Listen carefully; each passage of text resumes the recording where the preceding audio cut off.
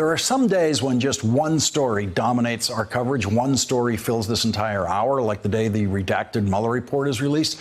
And we will have many more of those days, like this year with the investigations of the president. I'm sure we're going to have a lot of days like that. We might even have a couple of days like that next week when Attorney General William Barr testifies to the Senate Judiciary Committee on Wednesday and, more importantly, the House Judiciary Committee on Thursday. And I say more importantly because the House Judiciary Committee is controlled by Democrats who are actively seeking the full unredacted Mueller report and its supporting documents, while the Senate Judiciary Committee is controlled by Republicans with Chairman Lindsey Graham doing everything he possibly can to help William Barr contain the release of Robert Mueller's actual work.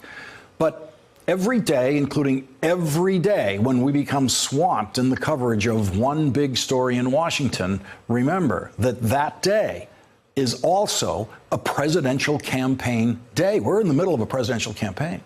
Most of the coverage of the presidential campaign is simply coverage of one half of the presidential campaign, the Democrats who are running for president. The other half of the presidential campaign is the Republican president running for re-election. So let's look at today. Let's look at today's developments in the Trump re-election campaign. And remember that for an incumbent president, everything that happens in the president's administration that day is a possible factor in the president's re-election campaign. So here's how Donald Trump's re-election campaign went today.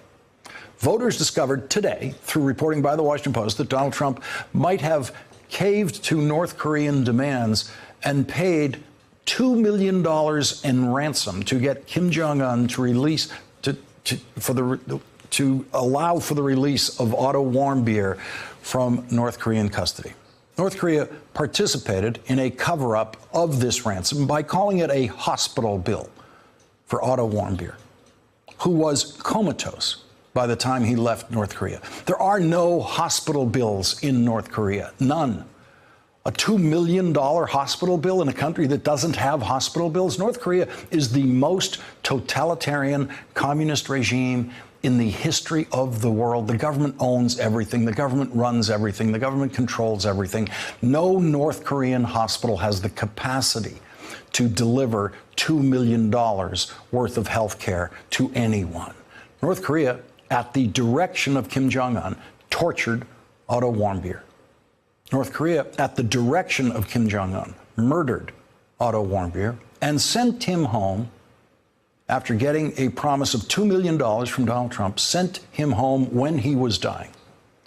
Sent him home when no amount of the best health care in the world could save Otto Warmbier. You won't be hearing about that on the presidential campaign trail from Donald Trump, but you will be hearing about it from his Republican challenger, Bill Weld, and you will be hearing about it from the Democratic candidates. And if Donald Trump is the Republican nominee, and if he agrees to debate the Democratic nominee, you are going to hear about Otto Warmbier and the $2 million ransom that Donald Trump agreed to pay. You're going to hear about that in a presidential debate. If Donald Trump agrees to participate in presidential debates, which I strongly doubt that he will, here is where Donald Trump's answer to every question about North Korea and Kim Jong-un stands tonight. And then we fell in love, okay? No, really. He wrote me beautiful letters, and they're great letters. We fell in love. You're going to see that in campaign ads against Donald Trump. We fell in love. He fell in love with a murderous dictator. He fell in love with the man who ordered the torture and murder of Otto Warmbier. He fell in love with him. You're going to see a lot of that video in the presidential campaign. And on this day, in the Trump re-election campaign, a giant hole broke open in the Fox wall of defense for the president. Former Judge Andrew Napolitano, whose commentary is generally favorable to the president and Republicans, but not slavishly so, took a giant leap into the unknown for the future of his career at Fox by saying today, in no uncertain terms, that President Trump is guilty of multiple obstructions of justice. So when the president asked his former advisor and my former colleague at Fox, K.T. McFarland, to write an untruthful letter to the file knowing the government would subpoena it, that's obstruction of justice. When the president asked Corey Lewandowski, his former campaign manager, to get Mueller fired, that's obstruction of justice. When the president asked his then White House counsel to get Mueller fired and then lie about it, that's obstruction of justice. When he asked Don McGahn to go back to the special counsel and change his testimony, that's obstruction of justice. When he dangled a pardon in front of Michael Cohen in order to keep Cohen from testifying against him, that's obstruction of justice. Ordering them to break federal law to save him from the consequences of his own behavior, that is immoral, that is criminal, that is defenseless, and that is condemnable. When he gets fired from Fox News, maybe Chairman Jerry Nadler could hire him as one of the counsels to the House Judiciary Committee. Andrew Napolitano, man you just saw, is someone who President Trump consulted on who he should select for the United States Supreme Court. That's who turned on Donald Trump today. Judge Napolitano said he's very disappointed in Donald Trump because of what he has read in the Mueller report. He's a personal friend of Donald Trump's. Losing Andrew Napolitano today was a very, very bad day in and of itself for the Trump campaign. He is the Fox network's highest legal authority. And on the day that Judge Napolitano said that Donald Trump was guilty of obstruction of justice, the highest-ranking Democrat on the Senate Intelligence Committee, Vice Chairman Mark Warner, tried to alert the nation and alert voters in an article in USA Today that President Trump is, quote, practically inviting foreign adversaries to interfere in 2020. We now know that the Russians helped Donald Trump win the Electoral College last time. Donald Trump knows that. Donald Trump knows just how close he came to losing the Electoral College. Donald Trump knows he cannot afford to lose any of those voters who the Russians helped persuade to vote for Donald Trump last time. The Trump campaign needs them. And that's one of the reasons we have reports today that the last Secretary of Homeland Security, Kirstjen Nielsen, was advised not to tell the president about her worries that the Russians were planning to attack our election again in 2020 and are already at it. This would be like American intelligence discovering that the Soviets had nuclear missiles in Cuba aimed at the United States, and no one was allowed to tell President Kennedy in 1962 when that actually happened. Imagine a Trump presidency facing what President Kennedy faced, and no one could tell President Trump. In the most dangerous confrontation of the Cold War, President Kennedy used his intelligence, his experience, his judgment, and his trusted advisors to defuse a possible nuclear war with Russia. The Trump re-election campaign is now trying to re-elect a president who the Mueller report shows gives illegal orders that are ignored by his staff and who we now know cannot be told anything about what the Russians are planning in their next attack on our next election. And on this day in the Trump re-election campaign, the president got a new opponent. Former Vice President of the United States, Joe Biden. In Joe Biden's video announcement of his campaign, he didn't focus on the outrage of the week. He didn't even mention the Mueller report. He focused on the outrage that he says started him thinking about trying to take the White House back from Donald Trump. Joe Biden reached back 2 years across hundreds of Trump outrages and reminded the country of the one we must never forget. The time Donald Trump said that there were some good people chanting, "Jews will not replace us." And that's when we heard the words of the President of the United States that stunned the world and shocked the conscience of this nation. He said there were, quote, some very fine people on both sides. Very fine people on both sides? With those words, the President of the United States assigned a moral equivalence between those spreading hate and those with the courage to stand against it. And in that moment, I knew the threat to this nation was unlike any I had ever seen in my lifetime. Leading off our discussion tonight, former Democratic Senator from North Dakota, Heidi Heitkamp. She's now a fellow at Harvard's Institute of Politics, and today she launched a new initiative called the One Country Project, aimed at Democrats winning back rural voters. Also joining us, Steve Hildebrand, Democratic political strategist and former deputy national campaign manager of President Obama's 2008 presidential campaign. And Jason Johnson is with us. He's the politics editor at TheRoot.com and a professor of politics and media at Morgan State University. He's also an MSNBC contributor, an all-star political lineup here for the presidential campaign analysis. Senator Heitkamp, I want to get your reaction to Joe Biden's entry into the campaign today and what it might mean for Donald Trump. I think Joe Biden answered the question that every politician gets asked. Why are you in this race?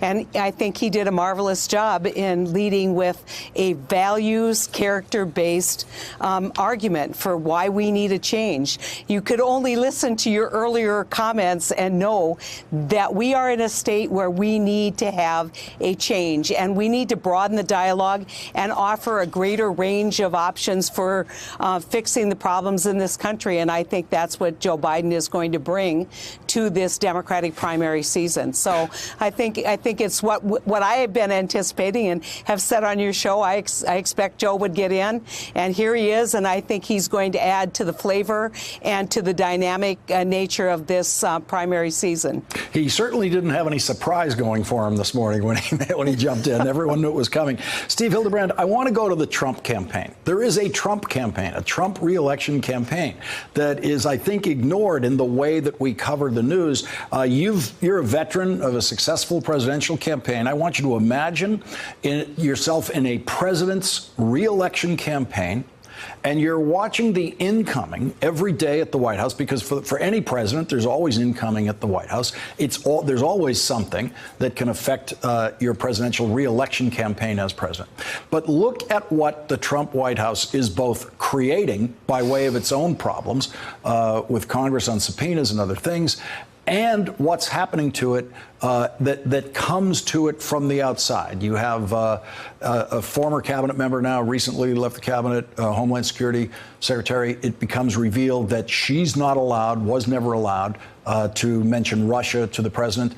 It just seems like almost every hour there's something happening that is another big problem for the Trump re-election campaign. You know, every day they seem to wake up and create their own worst nightmare. They've got a political shield. They've got a 30 to 35% base that never wavers in support for him. That being said, I can't imagine how you can handle the political gunfire that comes at you every single day by your own creation. And that's what they do, Lawrence. It's unfathomable in politics. I don't understand it, to be honest with you. Steve, let me just stay with you on this for a second, because what I've seen with every other president, as soon as they're elected and literally on election night in their victory speeches, one of the very first things they do is they reach out to voters who did not vote for them. And they do that in their victory speeches. They then do that in their inauguration addresses, their inaugural addresses. They do it in their State of the Union addresses. I haven't seen Donald Trump once, not once, since election night. I have not seen him once try to speak publicly to a voter who did not already vote for him. How do you form a re-election campaign with a candidate who has never once attempted to pick up a new voter? You know, he seems to only understand that you work to tear people apart, that you work to divide the country, that there's winners and losers. You know, honestly, he seems to be framing himself with the losers and that small coalition. And I don't see how, unless the Democrats really screw this up, how he can get reelected, because, as you said, he has never reached across the aisle. And that's one of Joe Biden's strengths, is he's going to have capacity to go after voters who felt a little bit disenfranchised in 2008 or 2006, I'm sorry, and to bring them back into our fold where they've been for a long time, but they just weren't courted properly while Trump was really, really going after them. Jason Johnson, when you look at today as a day in the Trump re-election campaign, it's another disastrous campaign day. Oh, yeah, yeah. But here's the thing, Lawrence. There have been tons of these for Donald Trump, and he is oblivious to how bad he ends up looking. I think that the idea of a Fox legal analyst basically saying, you guys can impeach this guy, is one of the worst things that could happen. Because, look, objectively speaking, we all know that. We've seen parts of the Mueller report. We've heard the legal analysis. But what it says is there are other people at Fox who believe this. I don't think this guy was just going out on a limb. That means that there are people within the Trump camp and coalition who actually believe that we now have a president of the United States who is legitimately impeachable. And that is the most dangerous indicator that he could have. Donald Trump he's already starting 3 million votes behind. He is not in a strong position going into 2020. And if that is a belief, and if the Democrats can manage this properly and actually do an impeachment hearing, he's much weaker than I think even he could have anticipated a couple months ago. Senator Heitkamp, no one knows more Trump voters in this group. No one knows more Trump voters than you do. Your state voted for Donald Trump in a pretty strong way. Do you sense a loosening of the Trump grip? The next segment we're going to do is a Republican saying that the Mueller report was the breaking point for him. You just saw Judge Napolitano from Fox saying, yes, this is obstruction of justice. Is the Trump grip loosening, do you think? I think that Trump sees two other weapons that he has: a good economy, and he'll say it's about the economy, and fear. And we know how well he plays that card. And so in rural America, the economy is not as good as it is in other parts of this country. So one of the major thrusts for this president in terms of seeking re-election and securing the unified base that we've been talking about is a good economy. That's not true in rural America, and that's something we're going to be talking about in the One Country Project.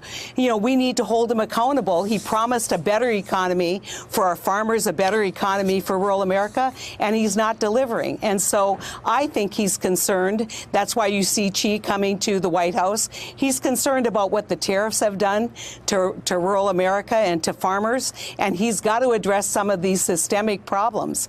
But, you know, the bottom line is he would say, if he were on this show, look, I have the best economy in the history of this country, which we all know is not true, but that is going to be my shield against any of these other things that you all have been talking about.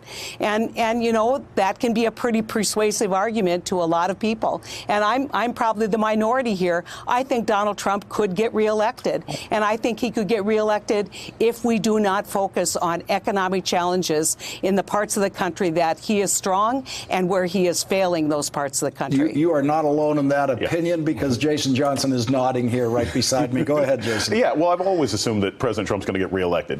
Going to get reelected. Yeah, most presidents get reelected in American history. The only thing that works against him, he's got weak fundamentals, right? He lost by 3 million votes. He's never been at 50% approval rating. And every single state that he won that made a difference in 2016 flipped blue in a hard way during the midterms. But at the end of the day, we see the weakness in some of the Democrats by Joe Biden's announcement today. Look, Joe Biden spent most of his announcement. You were Barack Obama's vice president for 8 years, and you spend your announcement talking about Trump. We need to get a reason to vote for you. Everybody knows why to vote against Donald Trump. And I'll be honest, if the Democrats can't figure out how to give you something to vote for, as opposed to giving you something to vote against, they won't win. I was disappointed in this announcement from Joe Biden. I expected him to be a lot more politically savvy than he was. We're going to have to break it there. I wish we could go on with this discussion, but we've got a lot more to cover coming up in this hour. And obviously, the presidential campaign is not going away. We're all coming back to the subject. Senator Heitkamp, thank you very much for joining us. Steve Hildebrand, Jason Johnson, thank you all for starting us off tonight. Really appreciate it, Steve. Thanks for checking out our YouTube channel. Subscribe by clicking on the button below for more from The Last Word and the rest of MSNBC.